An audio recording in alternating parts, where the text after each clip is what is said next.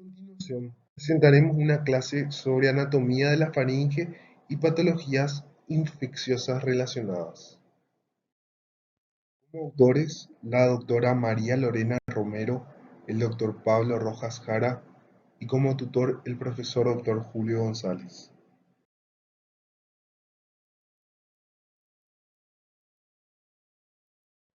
La faringe es un órgano tubular ubicado en la parte posterior de la cavidad oral y la cavidad nasal y se extiende hasta el esófago. Es una parte importante del sistema respiratorio y digestivo. La faringe se divide en tres partes: nasofaringe, orofaringe y laringofaringe. La nasofaringe está ubicada detrás de la cavidad nasal y se comunica con ella a través de las coanas. La orofaringe se encuentra detrás de la boca, incluyendo la parte posterior de la lengua, el paladar blando y las amígdalas. La laringofaringe está debajo de la orofaringe y se extiende hasta la entrada del esófago. Posee una forma cilíndrica, es una zona de encrucijada aerodigestiva. Posee unas dimensiones de 12 a 13 centímetros en el adulto y se acorta 3 centímetros durante la deglución. La nasofaringe es un órgano tubular que se extiende desde la base del cráneo hasta la sexta vértebra cervical. Anatómicamente se divide en tres porciones. Cada porción presenta una configuración interna específica. La nasofaringe es la porción superior situada por detrás de las fosas nasales y por encima del paladar blando. Su mucosa está recubierta por células ciliadas de las glándulas tubarias que producen moco para humidificar y proteger las vías respiratorias. En la mucosa de la nasofaringe se encuentran las adenoides o las amígdalas faríngeas, que son estructuras linfáticas encargadas de la defensa inmunológica del organismo. La orofaringe es la porción media de la faringe, situada por detrás de la cavidad oral, desde el paladar blando hasta la base de la lengua. La mucosa de la orofaringe es similar a la de la nasofaringe, con células ciliadas y glándulas mucosas, y además contiene amígdalas palatinas, estructuras linfáticas ubicadas a cada lado de la parte posterior de la lengua. La laringofaringe es la porción inferior de la faringe, situada por detrás de la laringe y por delante de la columna vertebral.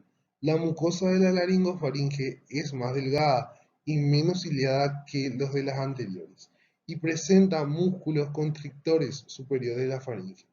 El cricofaringio, el músculo elevador del velo del paladar, que participa de la deglución y la apertura de la laringe durante la respiración. Además de las estructuras ya mencionadas, la faringe también presenta otras estructuras importantes, como la trompa de Eustaquio que conecta la nasofaringe con el oído medio, el hueso hioides que se encuentra suspendido en la laringofaringe y se descarga para sostener la lengua y los músculos de la faringe. La musculatura de la faringe es esencial para la deglución, la respiración y la articulación del habla. La musculatura faríngea se divide en dos grupos: los músculos constrictores de la faringe y los elevadores de la faringe. Los constrictores de la faringe son el constrictor superior de la faringe, que es el músculo más superior de los tres constrictores. Se origina en la base del cráneo y se inserta en el hueso hioides. Se encarga de mover los alimentos hacia la laringofaringe. El constrictor medio de la faringe se encuentra debajo del constrictor superior, se origina en la faringe y se inserta en el hueso hioides. Se encarga de llevar los alimentos de la orofaringe a la laringofaringe. El constrictor inferior de la faringe se encuentra debajo del constrictor medio, se origina en la faringe y se inserta en el cartílago cricoides de la laringe. Se encarga de mover los alimentos hacia el esófago.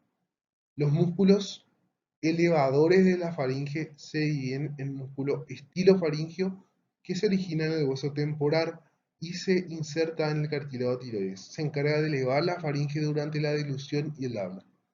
El músculo salpingofaringio se origina en la trompa de Eustaquio y se inserta en la faringe. Se encarga de abrir la trompa de Eustaquio durante la dilución y la respiración. El músculo palatofaringio se origina en el paladar blando y se inserta en la faringe. Se encarga de elevar el paladar blando y cerrar el espacio de la faringe y la cavidad nasal durante la deglución. Además de estos músculos, la faringe también presenta otros músculos importantes, como el músculo cricofaríngeo que se encuentra en la laringofaringe, y se encarga de abrir y cerrar la entrada a la laringe durante la deglución y la respiración. Las adenoides, también conocidas como vegetaciones adenoideas o amígdalas nasofaringeas, son estructuras linfoides ubicadas en la parte posterior de la cavidad nasal y la faringe, justo detrás de la úvula y por encima de la nasofaringe. Las adenoides son parte del sistema inmunológico y están presentes en el cuerpo para proteger al organismo de infecciones. Las adenoides son más grandes en los niños y alcanzan su máximo alrededor de los 5 años. Después de eso, las adenoides comienzan a disminuir gradualmente de tamaño y puede desaparecer por completo en la adolescencia. Los adenoides están formados por tejido linfático y están compuestos por células especializadas del sistema inmunológico llamadas linfocitos. La función principal de las adenoides es ayudar a proteger al cuerpo contra infecciones respiratorias, especialmente las que se producen en la nariz y garganta. Cuando un virus o bacteria entra al cuerpo, los adenoides producen anticuerpos y atacan y eliminan el agente infeccioso. Sin embargo, en algunos casos las adenoides pueden volverse hipertróficas, lo que puede obstruir la nariz y causar dificultad respiratoria, ronquidos, apnea del sueño y problemas de la audición. Cuando eso ocurre, puede ser necesaria la extirpación quirúrgica de las adenoides, conocida como adenoidectomía. Las amígdalas palatinas, también conocidas como tonsilas palatinas, son dos masas de tejido linfático ubicadas en la parte posterior de la lengua, a ambos lados de la garganta justo detrás de la lengua. Las amígdalas palatinas forman parte del sistema inmunológico y tienen la principal función de proteger contra las infecciones. Las amígdalas palatinas están descubiertas por una capa de epitelio y tienen numerosas criptas y pliegues en su superficie. Estas criptas están llenas de células inmunológicas, incluyendo linfocitos, células plasmáticas y células dendríticas, que ayudan a detectar y compartir cualquier agente infeccioso que ingresa al cuerpo a través de la boca o la garganta. A veces, las amígdalas pueden inflamarse y agrandarse debido a infecciones recurrentes y crónicas, como la faringitis estreptocócica o la mononucleosis infecciosa. Esto puede causar dolor, dificultad para la deglución, fiebre y síntomas varios, en ocasiones que pueden llegar a ser bastante graves. La inflamación de las amígdalas puede obstruir las vías respiratorias y causar problemas respiratorios. En algunos casos, la extirpación quirúrgica de las amígdalas palatinas, conocidas como amigdalectomía, puede ser necesaria para tratar la infección crónica y recurrente. Sin embargo, la amigdalectomía no se recomienda en casos específicos y después de considerar cuidadosamente los riesgos y beneficios de este procedimiento. La faringe tiene una irrigación y drenaje linfático complejo y altamente organizado. La faringe está rodeada por una red de vasos linfáticos que drena la linfa de la faringe y la lleva a los ganglios linfáticos cercanos. Los ganglios linfáticos más cercanos a la faringe se encuentran en la cadena yugular anterior y posterior, así como en la región parótida y submandibular. Los ganglios linfáticos cercanos a la faringe filtran la linfa y eliminan los agentes infecciosos y las células tumorales que puedan estar presentes. Además, el conducto torácico es un vaso linfático importante que drena la linfa de la faringe y otras partes del cuerpo. La linfa de la faringe se une con la linfa de otras partes del cuerpo y se transporta a través del conducto torácico, que finalmente desemboca en el sistema venoso. Es importante mencionar que la faringe también tiene nodos linfáticos pretraqueales, que se encuentran en la parte inferior del cuello y drenan la linfa de la faringe inferior, la carótida externa y en la arteria carótida interna. Estas arterias se dividen en ramas que suministran la sangre de la faringe y estructuras adyacentes. Las arterias principales que irrigan la faringe son la arteria faringe ascendente, que es una rama de la arteria carótida externa y se encarga de irrigar la faringe superior y la nasofaringe. La arteria faringe inferior es una rama de la arteria tiroidea superior y se encarga de irrigar la faringe inferior y la laringofaringe. La arteria carótida interna es una arteria que proporciona irrigación a la faringe a través de sus ramas, que son anatomosas con las ramas de la arteria carótida externa. Además de estas arterias principales, la faringe también recibe irrigación de otras arterias más pequeñas, como la arteria lingual, la arteria facial y la arteria occipital. Es importante mencionar que la faringe también tiene una red de venas que drena la sangre hacia la vena yugular interna. La acción sensitiva de la faringe está dada por el quinto par, el trigémino, que provee fibras sensitivas para el velo del paladar, para el glosofaringio, que provee fibras sensitivas para la amígdala y la pared lateral y posterior de la faringe, junto con el nervio vago. La inervación motora proviene del trigémino, que inerva los músculos periestafilinos externos, y todos los demás son inervados por el décimo par. La semiología faríngea. La semiología de la faringe explora diversas manifestaciones según la distribución anatómica, iniciando por la nasofaringe. La semiología es muy polimorfa y predominan las manifestaciones nasales, iniciando por la obstrucción nasal, que puede ser bilateral o unilateral. En los recién nacidos, una obstrucción nasal bilateral provoca dificultades para respirar, ya que el RN respira exclusivamente por la nariz. Estas alteraciones son imperforación conal, quistes o más raramente hipertrofia de vegetaciones adenoideas. En las obstrucciones unilaterales, tanto en el niño como en el adulto debe sugerir una patología tumoral, sobre todo si ésta va asociada a una alteración otológica ipsilateral. La rinorrea posterior. La manifestación de la rinorrea posterior es descrita por los pacientes como una sensación de cuerpo extraño en la parte posterior. Va asociada generalmente con carraspeo o tos. Podemos describirla según el aspecto de las secreciones, que pueden ser acuosas, mucosas, purulentas o mucopurulentas. La epistaxis. Debemos sospechar una hemorragia de origen epifaringio cuando la hemorragia es posterior o cuando el paciente no puede lateralizar el sangrado. En cambio, el sangrado es anterior cuando se lateraliza desde un principio, y esta puede orientar algunas patologías, como por ejemplo el fibroma nasofaringio, que se presenta generalmente en adolescentes de sexo masculino, y la hemorragia puede ser abundante. Epidemiología de la orofaringe e hipofaringe. Los principales síntomas son el dolor y la disfagia.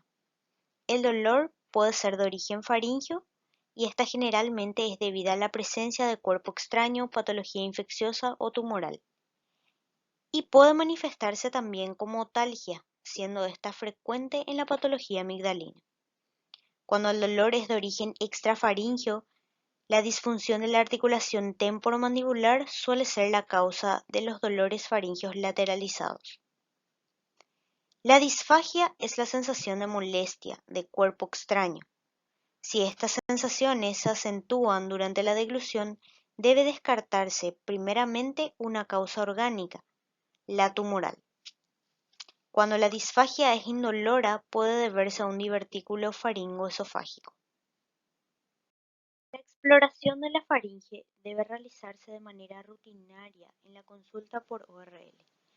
Debe iniciar por la exploración de las fosas nasales, la boca, laringe y zonas ganglionares del cuello. Esta inspección puede realizarse bajo una visión directa, utilizando una buena fuente de iluminación o por medio de un fibroscopio. Iniciamos hablando sobre la faringitis, que como su nombre lo dice, es una inflamación del tejido faríngeo. Podemos clasificar a la faringitis según su localización. Lesiones superficiales que solo afectan a la mucosa y al tejido linfoepitelial. Submucosas o profundas, que afectan también a la capa muscular y la adventicia, y a su vez pueden ser circunscritas si quedan limitadas a una zona faríngea, por ejemplo, una amigdalitis, o difusas si afectan a toda la faringe, por ejemplo, una faringitis.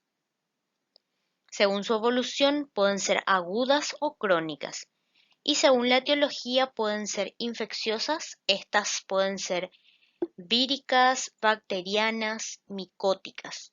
Están las de etiología químicas, traumáticas o alérgicas. La faringitis aguda. La etiología principal es la viral, que suele ser causada por rinovirus, coronavirus, adenovirus, herpes virus o coxsackie, y bacteriana, que tienen como causa principal al Streptococcus pyogenes.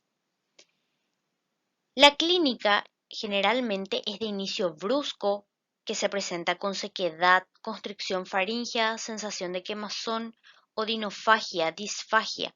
También presenta síntomas generales como fiebre, escalofríos o cefalea. Al examen físico se observa una faringe tumefacta, enrojecida y brillante, para pasar posteriormente a tener secreciones que tapizan la faringe e hipertrofia de folículos linfoides. El diagnóstico principalmente es clínico. Faringitis crónica. Es una entidad muy discutida, ya que su causa no es solo local. Al ser la faringe una zona de confluencia de vías aéreas y digestivas superiores, existen múltiples síntomas referidos a esta zona, cuya etiología es múltiple y también deriva fundamentalmente de factores irritativos de la mucosa, como son el reflujo gastroesofágico, los tóxicos, el tabaco, alcohol, y también se encuentra en portadores crónicos de estreptococo beta-hemolítico del grupo B.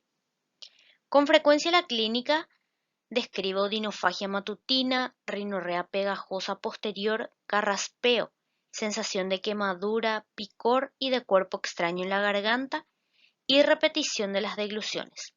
El diagnóstico principalmente es clínico. Distinguimos 4 formas clínicas en función de los hallazgos de la exploración física.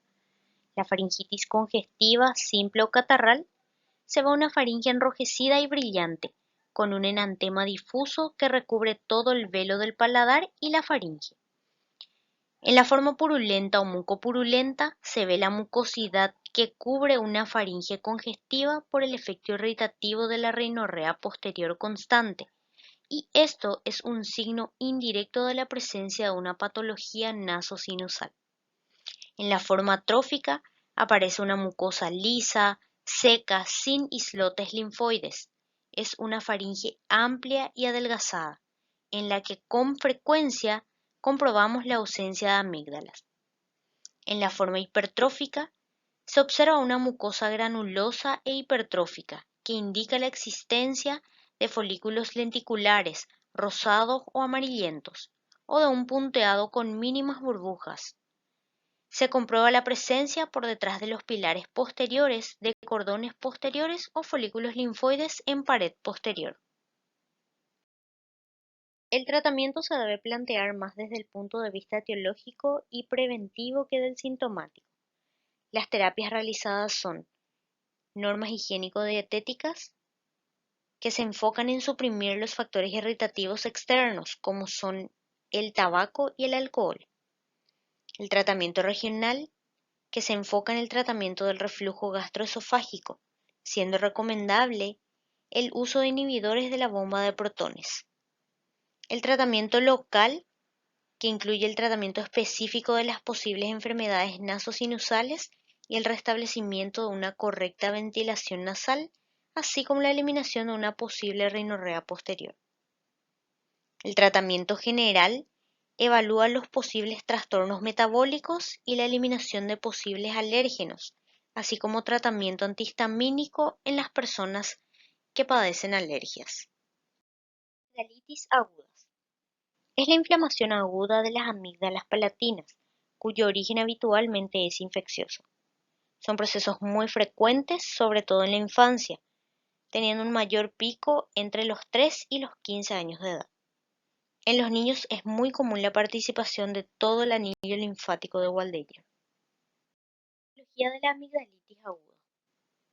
El origen suele ser la inoculación de gérmenes a través de gotitas de flujo.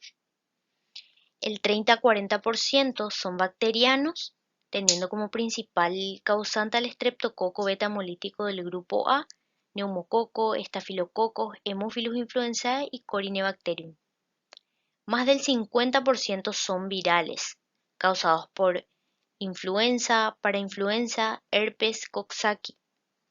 Los síntomas generales que suelen presentar son malestar, fiebre, cefalea, mialgias, artralgias, náuseas, vómitos, diarrea, taquicardia y anorexia. Presenta también síntomas locales como dolor de garganta y odinofagia, que puede ir acompañado por cialorrea, edema local y otalgia refleja. Al examen físico, destaca el enrojecimiento y tumefacción de las amígdalas, pilares amigdalinos y el resto de la faringe, así como también es posible encontrar exudado blanquecino en la superficie amigdalar. El diagnóstico es clínico.